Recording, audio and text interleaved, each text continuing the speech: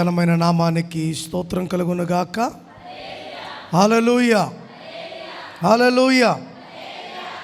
ఈసారి అద్భుతం ఏంటంటే ఆదివారం అయ్యాక పండగ వచ్చింది, మరలట్టు వచ్చి ఆదివారం అయ్యాక 1వ తారీఖు వచ్చింది. దేవునికి స్తోత్రం. పిలిస్తే ఎట్ట రారని దేవుడు అట్ట పెట్టాడు మాట కదా. మనిషి పెట్టిన దానికి లోబడం, కానీ దేవుడు పెట్టిన దానికి ఖచ్చితంగా లోబడాలి. దేవునికి స్తోత్రం. హల్లెలూయా. ఈ ప్రపంచంలో ఎవరు గొప్ప కోటేశ్వరులని 10 సార్లు పోటీ పెడితే దాంట్లో 7 సార్లు నెంబర్ 1 కోటేశ్వరుడిగా నిలబడిన వాడు ఎవరంటే బిల్ గేట్స్. చెప్పండి. బిల్ గేట్స్ అనే ఒక వ్యక్తి 7 సార్లు ప్రపంచంలో అతిపెద్ద ధనవంతుడిగా పేరు తెచ్చుకున్నాడు. ఆయన మాట్లాడుతూ ఒక మాట అన్నాడు, ఏంటంటే వద్దు అంటే వచ్చేది ఆస్తి, కావాలంటే దొరకనిది తృప్తి అన్నాడంట. చెప్పండి. వద్దు అంటే వచ్చేది ఆస్తి, కావాలి అంటే దొరకనిది తృప్తి. అర్థమవుతుందా? అంటే డబ్బున్నంత మాత్రాన మనిషికి తృప్తి అని ఎప్పుడు అనుకోవద్దు. మనిషికి తృప్తి కలగాలి అంటే ఆ తృప్తిని ఇవ్వగలిగినది దేవుని మాట ఒక్కటే. దేవునికి స్తోత్రం. హల్లెలూయా.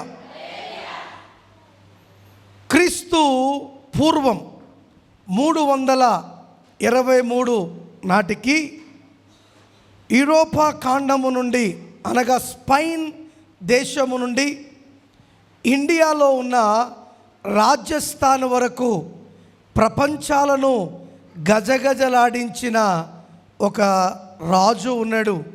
ఆయన పేరే అలెగ్జాండర్. అయితే ప్రపంచాలు ఆయన పేరు చెప్తే వణికేవి, యుద్ధానికి వెళ్ళేవారు కారు. గొప్పవాడు, డబ్బున్నవాడు, పేరున్నవాడు, ప్రఖ్యాతులు కలిగినవాడు. అయితే ఇండియాలో ఒక దోమ కుట్టడముతో ఆయన దేనికి చొరవయ్యాడు తెలుసా? దేనికి దగ్గరయ్యాడు? చావుకు దగ్గరయ్యాడు.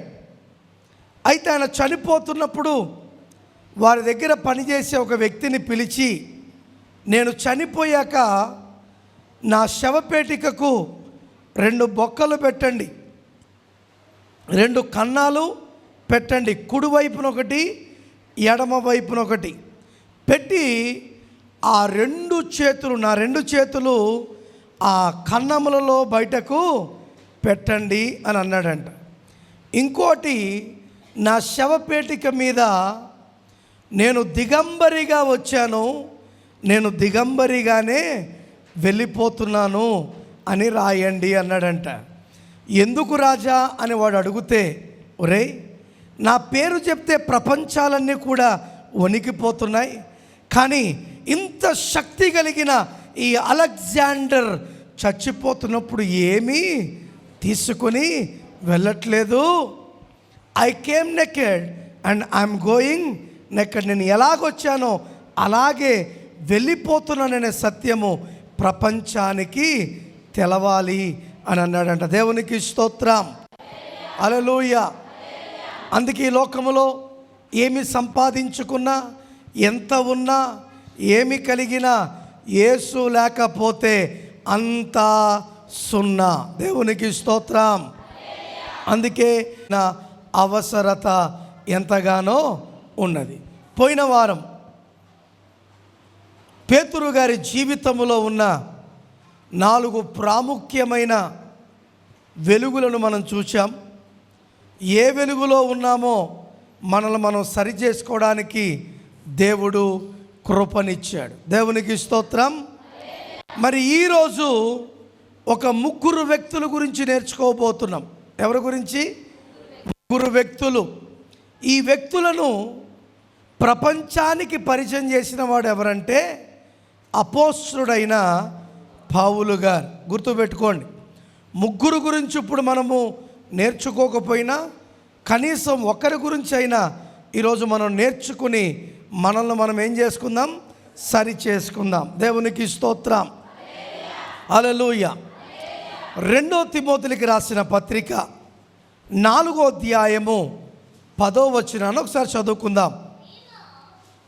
2 తిమోతిలకు రాసిన పత్రిక 4వ అధ్యాయము 10వ వచనము.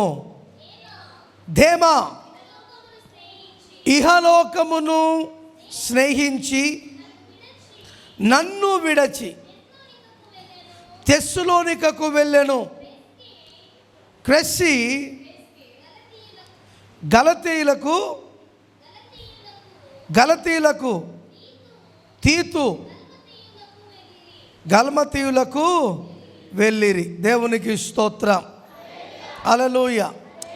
ఈ మాట మనం చాలా సులభంగా చదువుతున్నాము, కానీ అపోస్తులైన పౌలు చాలా బాధతో, చాలా దుఃఖముతో ఎవరికి రాస్తున్నాడు అని అంటే తిమోతి గారికి రాస్తూ ఉన్నాడు. ఎవరి ముగ్గురు అని ఆలోచిస్తే ఈ వచనాన్ని చదవగానే ఒక ప్రాముఖ్యమైన అంశాన్ని మనకు అపోస్తులైన పౌలు గారు ఏం చేస్తున్నారు, చెప్పుతున్నారు. తిమోతితో ఏమంటున్నాడు తెలుసా? నా యొద్దకు పౌలు గారు ఎక్కడున్నారు? రోమీ పట్టణములో ఉన్నారు. ఎవరి ముగ్గురు వ్యక్తులు అనంటే ఈ ముగ్గురు వ్యక్తులు సేవలో పౌలు గారికి సహకారులుగా ఉన్నారు. చెప్పండి, ఎలా ఉన్నారు? సహకారులుగా ఉన్నారు. ఎక్కడ మీటింగ్కి వెళ్ళినా కూడా వెళ్ళడం, అవునా? ఎక్కడ వాక్యం చెప్తున్న జనాలను క్రమముగా కూర్చోబెట్టడం, వారికి వాక్యం అర్థం కాకపోతే అపోస్తుడైన పౌలు గారు చెప్పిన మాటలను తిరిగి వారికి చెప్పడము, ఇలా పరిచర్యలో వారు ఎవరితో ఉన్నారంటండి? చెప్పాలి, పౌలు గారితో ఉన్నారు. కానీ ఈ ఉత్తరము రాసేపాటికి ఆ ముగ్గురులో ఎవరు కూడా ఆయన దగ్గర లేరు. మరి ఎవరున్నారని బైబిల్ చెప్తుంది? వైద్యుడైన లూకా తప్ప ఇంకా ఎవరు కూడా ఆయన దగ్గర లేరు. ఎందుకు లేరు? కారణం ఏంటి? ప్రథమ శిష్యుడు. ఎప్పుడు దేని గురించి మాట్లాడుతున్నారంటే అపోస్తులైన పౌలు 2వ మిషనరీ జర్నీ ప్రారంభించినప్పుడు మరలా రోమ్ పట్టణానికి వెళ్ళాడంట. ఎక్కడికి వెళ్ళాడు? రోమా పట్టణానికి వెళ్ళినప్పుడు ఆయనను హోమ్ అరెస్ట్ చేశారు. ఏం చేశారు? గృహములోనే బంధించి పెట్టారు. అంటే గృహంలో వాక్యం చెప్పుకో, నీ దగ్గర వచ్చిన వారికి వాక్యం చెప్పు, కానీ బయట ఎక్కడ కూడా మీటింగులు పెట్టడానికి వీలు లేదు. నువ్వు బయట ఎక్కడ కనబడడానికి వీలు లేదు అని ఆయనను ఎక్కడ పెట్టారు? చెప్పండి. గృహ బంధంలో పెట్టారు. ఆ టైంలో ఈ ముగ్గురు వ్యక్తులు ఎవరు? వారు దేమా, ఎవరు? క్రెస్కే, 3 తీతు. వీరేం చేశారంటే ఆయన రాసిన ఉత్తరములను అనేక చోట్లకు పంపించడము, అనేక మందిని బలపరచడము వంటి కార్యమును వీరు చేశారు. ఇప్పుడంత సహకారముగా ఉన్న వీరు ఒకటేసారి ఆయన్ని విడిచిపెట్టి వెళ్ళిపోతే బాధ కాదా? చెప్పండి, బాధ కాదా? ఫస్టోడి పేరేంటి? దేమా. అంటే అర్థం ఏంటో తెలుసా? మిగిలినవాడు అని. చెప్పండి, మిగిలిపోయినవాడు. ఇంకా అర్థం అవ్వాలంటే దేమా అంటే మిగిలిపోయిన వాడు. ఎక్కడికి వెళ్ళకుండా మిగిలిపోయాడు? దేవుని రాజ్యమును స్వతంత్రించుకోలేక మిగిలిపోయాడు. ఎందుకు మిగిలిపోయాడు? ఇప్పుడు పౌలు గారు తిమోతి గారికి రాస్తూ ఏమంటున్నాడు? దేమా ఇహలోక స్నేహించాడు. దేన్ని ప్రేమించాడు? ఈరోజు చాలామంది ప్రభు దగ్గరికి వస్తూ, చాలామంది ప్రభును వెంబడిస్తూ, చాలామంది వాక్యములను చదువుతూ, చాలామంది పాటలు పాడుతూ, ఆరాధనలు చేస్తూ, నేనును నా ఇంటి వారును యెహోవాను సేవించదమని ఒక వాక్యము పెట్టుకుంటూ కూడా దేన్ని స్నేహిస్తున్నారు? లోకమును స్నేహిస్తూ ఉన్నారు. జాగ్రత్త. ఒకవేళ ఈ దేమా గురించి మనము నేర్చుకోవాలి అంటే కొలస్సీలకు రాసిన పత్రిక 4వ అధ్యాయము 14వ వచనములో ఒక మాట మాట్లాడుతున్నాడు. చదువుదామా? యేసు కొలస్సీలకు రాసిన పత్రిక 4వ అధ్యాయము 14వ వచనం. లూకా అను ప్రియుడైన వైద్యుడును దేమాయు మీకు వందనములు చెప్పుచున్నారు. దేవునికి స్తోత్రం. అంటే పరిచర్యలో ఎవరితో సమానమయ్యాడు ఈ వ్యక్తి? అపోస్తులతో కూడా సమానమయ్యాడు. అటువంటి వ్యక్తి. అందుకే లూకా ప్రియుడైన వైద్యుడు, రెండోది దేమాయు మీకు వందనములు చెప్పుచున్నారు. దేవునికి స్తోత్రం.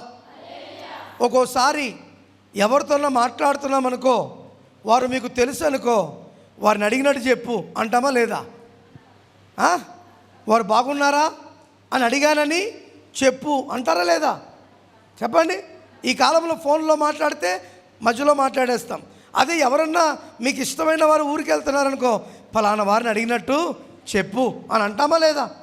అలా అపోస్తలుడైన పౌలు గారు కొలస్సీ సంఘానికి ఉత్తరమును రాయుచుండగా పక్కన ఎవరున్నారు? వైద్యుడైన లూకా ఉన్నాడు. అలాగే దేమాయు కూడా అక్కడ ఉన్నాడు. అందుకు వారు కూడా మీకేం చెప్తున్నారు?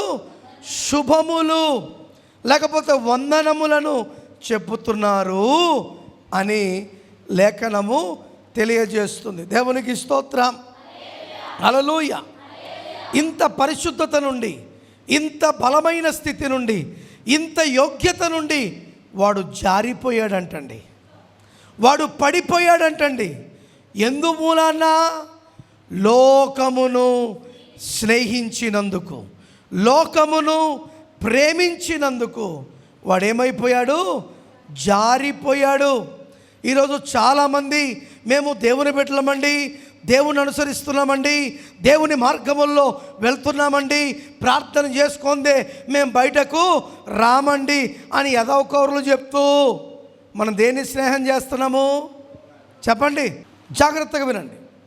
ఒక వ్యక్తి పొద్దున్నే ప్రార్థన చేసుకుంటేనే బయటికి రాడంట. ప్రార్థన చేసుకుంటేనే కానీ చెప్పాలి బయటకు రాడు. అబ్బా మంచి భక్తుడే అనుకున్నా, సాయంకాలం కల్లా తాగేసి కనపడ్డాడు. సాయంకాలం కల్లా వాడి భక్తి ఎక్కడికి పోయినట్టు? వాడి ప్రార్థన ఎక్కడికి పోయినట్టు? కానీ మనమేమంటాం? ఆ సారు ప్రార్థన చేసుకోకుండా బయటకు రాడు. మంచిదే, ప్రార్థన అవసరత కావాలా? మరి ప్రార్థనతోనే జీవితం ఉన్నప్పుడు తన జీవితం అంతా జాగ్రత్తగా ఉండాలా లేదా? పొద్దునేమో తాగుతున్నాడు, పొద్దునేమో ప్రార్థన చేస్తున్నాడు, రాత్రి అవ్వగానే తాగుతున్నాడు. మరి వీరు భక్తులా? నిజంగా ఈ మాట చదువుతుంటే నా చిన్న జీవిత ప్రాయంలో అనేక మందిని తరుబుది చేయాలని, అనేక మందిని దైవ సేవకులుగా నిలబెట్టాలని ఎంత ఆశపడినా అందరూ నన్ను మోసం చేసి వెళ్ళిపోయారు, కానీ ఏ ఒక్కడు నిలబడలేదు. నేను పేర్లు చెప్పను. కింద మందిరం ఉన్నప్పుడు కొంతమంది పిల్లలు నాతో వచ్చేవారు సండే స్కూల్ జరపడానికి కానీ, కార్యక్రమాలను ప్రారంభం చేయడానికి కానీ. ఈరోజు వాళ్ళందరూ ఏమైపోయారు? ఎందుకు జారిపోయారు? వారు లోకాన్ని చూచారు. నేను బాధపడ్డా, నాలో లోపమ్మా నాయన, నేను అందరినీ ప్రేమించానే, అందరిని ఆదరించానే, సొంత పిల్లలుగా చూచానే, సంఘంలో నడిపించమనే బాధ్యత కూడా వారికి ఇచ్చానే. కానీ వారు నాకు ఆఖరిన చెడ్డ పేర్లే నిలబెట్టి వెళ్ళారు, కానీ మంచిని ఏమాత్రం వారు నాకు ఇవ్వలేదే అని అన్నప్పుడు ఈ వాక్యముతో దేవుడు నాతో మాట్లాడుతున్నాడు. నువ్వెంత, నీ పరిచర్య ఎంత? నీకంటే ఘనమైన పరిచర్య చేసిన పౌలు గారి జీవితంలోనే ఉన్న అనుభవాలు ఇవి అని అన్నాడు. నేను ఈరోజు ఒక మాట చెప్తాను. క్రైస్తవులకు శత్రువులు ఎప్పుడు క్రైస్తవులే, అన్యులు ఏమాత్రము కాదు. అవునా కాదా? చెప్పండి. మనం అన్యులు అనుకుంటాం, వాళ్ళు మనల్ని చాలా ప్రేమిస్తారు, చాలా అభిమానిస్తారు, గౌరవప్రదంగా మాట్లాడతారు. కానీ క్రైస్తవులు అది ఎక్కడ కూడా ఉండదు. అందుకే ఇదే తిమోతి గారితో సంగములతో రాస్తూ, అలెగ్జాంద్రియో అనే కంచెరవాడు నాకు చాలా కీడు చేశాను. ఎన్నో వచనమమ్మా ఇది? ఎన్నో 4వ అధ్యాయము 14వ వచనం ఇదే అధ్యాయంలో ఉంది. అపోస్తలుడైన పౌలు గారు తిమోతి గారికి ఏమంటున్నాడు? అలెగ్జాండ్రియో అనే ఒక కంచెరవాడు నాకు చాలా కీడు. నాయనా, వాడు నీ దగ్గరికి వస్తాడేమో, వాడిని నీవు చేర్చుకోవద్దు, నువ్వు చాలా జాగ్రత్తగా ఉండు.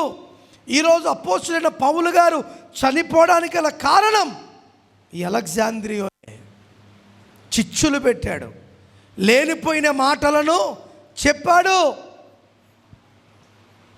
అందుకే క్రైస్తవులారా, ఇటువంటి పనులు ఎవరు చేస్తారంటే లోకమును ప్రేమించువారు చేస్తారు. దేవునిని ప్రేమించువారు మోసపోతారేమో కానీ మోసము చెయ్యరు. ఏంటండి? దేవునిని ప్రేమించువారు మోసపోతారేమో కానీ మోసము చెయ్యరు. కానీ లోకమును ప్రేమించువారు ఏం చేస్తారంటే, ఎవడట సస్తే నాకేం, ఎవడట పోతే నాకేం, నా పొట్ట నిండిందా, నా పని అయ్యిందా చాలు. అవునా కాదా? చెప్పండి. అవునా? అవునా కాదా? మీకు తెలిసినా మీకు తెలవకపోయినా ఇది సత్యం.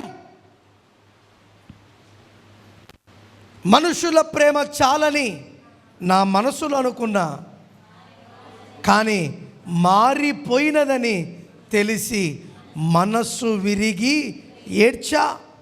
అందుకే శ్వాస ఉన్న మనుషులను నమ్మకని చెప్పావు, నమ్మి మోసపోయినందుకు కార్చుచున్నాను కన్నీరు.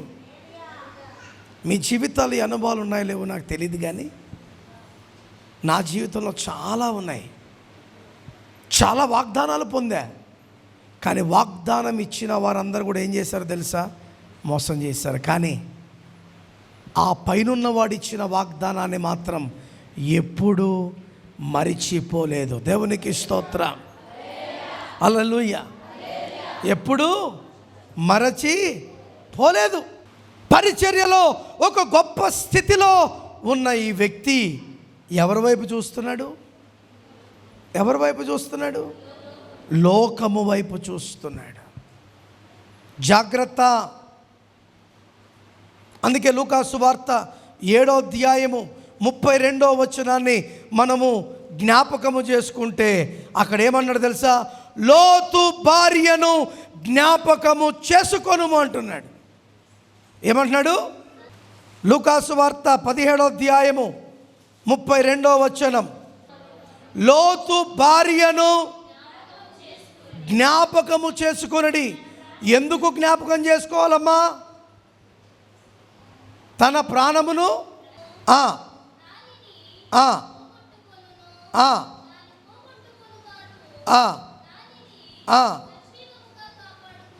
గుర్తుపెట్టుకోండి. ఒక ప్రాముఖ్యమైన మాట ఇక్కడ, లోతు భార్యను జ్ఞాపకం. ఎందుకంట? నన్ను చూడండి. ఎందుకు? లోకాన్ని ప్రేమించింది, లోకాశలను ప్రేమించింది. చూడవద్దు అని దేవుడంటే చూచి ఉప్పు స్తంభమైపోయింది. చూడొద్దన్నందుకే అంత శిక్ష దేవుడిస్తే మరి మనం చెప్పండి, మరి పరలోకానికి వెళ్తామా? వెళ్ళలేము అని చచ్చుకొచ్చావు. మరి అందుకే దేవుని వాక్యముతో ఉతక స్నానము మనము చేయించుకోవాలా, చేయబడాలా. ముందు లోతు వెళ్తున్నాడు, పిల్లలు ఉన్నారు వెనకాల. ఆ చివర ఎవరుంది? తల్లి, భార్య ఉంది. వెనక్కి చూడకూడదు అన్నాడు కదా, సొదొమ గొమొర వైపు చూడకూడదు అన్నాడు కదా, అది శపితమైనది కదా. చిన్న పాప అక్క వస్తుందా? నాయనా అడుగుతా, నాకు అక్క వస్తున్నావా? చెల్లి వస్తున్నా. అక్క అమ్మ వస్తుందా? అమ్మ వస్తుందా? పెద్దక్క అడుగుతుంది, అమ్మ వస్తున్నావా? వస్తున్నా. శబ్దం విన్నంత వరకు కదులుతూనే ఉన్నారు. ఇప్పుడు అమ్మ అమ్మ అని ఎంత ఏడ్చినా ఎందుకు చెప్పండి, చెప్పండి. వెనక్కి చూచింది. ప్రభు మాట అందముగా కనపడలే. ఏది కనపడింది అందంగా? పొలాలు, ఇంటి స్థలము, ఇల్లులు, పరిచారకులు, వీరందరే ఆమెకు ఎలా కనపడ్డారంట?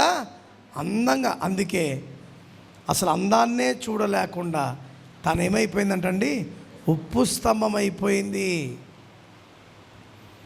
ఇదే లూకాసు వార్త 9వ అధ్యాయము 61, 62 వచనాలు చదువుకుంటే, ఇదే లూకాసు వార్త 9వ అధ్యాయము 61, 62, మరి ఒకడు, ప్రభువా నీ వెంట వచ్చేదను గాని నా ఇంట నన్ను వారి యొద్ద సెలవు తీసుకుని వచ్చుటకు మొదట నాకు సెలవిమ్మన్నాడు. అసలు దేవుణ్ణి వెంబడించు వానికి ఎవరితో పని ఉండకూడదు. ఒక్కోసారి ప్రభు సేవకుని కుటుంబం అడ్డవుతుంది, ప్రభు సేవకుని పిల్లలు అడ్డవుతారు. నేను అడ్డు తీసేయమనట్లేదు, దాన్ని చక్కగా చక్కబెట్టుకుని ప్రభు సేవలో మనము కొనసాగాలి. దేవునికి స్తోత్రం. హల్లెలూయా, హల్లెలూయా. లోకం అడ్డు వచ్చిందని అడ్డును ప్రక్కకు పెట్టకుండా ఈ యొక్క ధమ ఏం చేశాడు? లోకాన్నే చూశాడు, లోకాన్నే ప్రేమించాడు. మనము కూడా ఈరోజు అంతే కదా. ఇప్పుడు మురళి ప్రతి సంవత్సరం ఒక తీర్మానం తీసుకుంటాడు. ఏంటి చెప్పనా? క్రిస్మస్ రోజుల్లో ఎక్కడ ప్రార్థన జరిగినా పోవాలా, మిగతా రోజులు కనపడ్డు. అంటే తాను తీసుకున్న తీర్మానం ఎక్కడ ప్రార్థన జరిగినా ఏ రోజుల్లో. మరి ఆయన తీసుకున్న తీర్మానం మిగతా వాళ్ళు ఎందుకు తీసుకోలేకపోతున్నారు? సేవలో రావాలని ఉంది సార్, మోకాళ్ళ నొప్పులు సార్. సేవలో ఉండాలని ఉంది సార్, కానీ కుటుంబ బాధ్యతలు సార్, పిల్లల బాధ్యతలు సార్. మా ఇంట్లో ప్రార్థన పెడితేనే వస్తాం సార్, ఇంకెక్కడికి రాము సార్. మాకు సంసార బాధలు చాలా ఎక్కువైపోయాయి సార్. ఒకరు సంకన ఎక్కితే ఒకరు కిందకి దిగుతారు, ఒకరు ఎక్కితే దిగుతున్నారు, ఒకరు ఎక్కితే దిగుతున్నారు. కనుక చాలా కష్టము సార్. బైబిల్లో ఉన్న భక్తులందరికీ పిల్లలు లేరా? సంసారాలు లేవా? అలాగని దేవుని సేవను అశ్రద్ధ చేశారా? చేయలేదే. వాటిని మానక వీటిని చేసినట్టుగా అది చేశారు, ఇది చేశారు. సమయాన్ని ఏం చేసుకున్నారు? అడ్జస్ట్మెంట్ చేసుకున్నారు.